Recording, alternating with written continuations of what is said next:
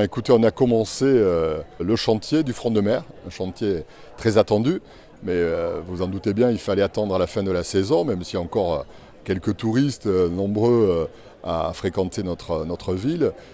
Nous avons donc commencé à baliser le périmètre du début des travaux. Nous commençons d'abord par le parvis du forum, qui se situe entre l'ancien casino, le futur immeuble Mind qui est en train d'être finalisé dans sa construction, et le centre commercial. Donc pendant 3 mois, jusqu'aux fêtes de fin d'année, le chantier débute et nous avons donc fermé le parking pour la durée du chantier.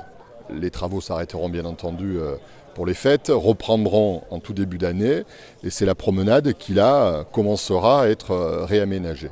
Donc tout cela jusqu'au mois d'avril à peu près, jusqu'à Pâques.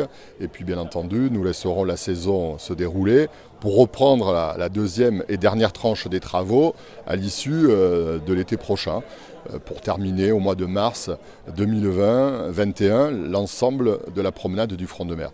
Un chantier de 6,5 millions hors taxe, qui a obtenu un financement de la région de près de 2 millions d'euros, donc qui viendra nous aider dans la réalisation de ce chantier important pour l'image de la Grande Motte et la vitrine de la Grande Motte. Mais d'autres chantiers aussi vont être lancés. Il y a un parking d'entrée de ville qui existe déjà en face le Pasino.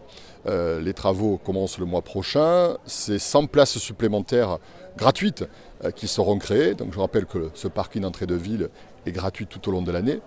Et que nous avons lancé cet été une étude sur la création d'un nouveau parking d'entrée de ville, à l'opposé de celui du Pasino. Ce sera un parking de milliers de places environ, gratuit là aussi, qui permettra de compenser en partie, mais qui ira au-delà, puisque dans le projet Villeport, ce sont la suppression de 300 places qui sont prévues, et que nous en allons en créer 1 millier environ.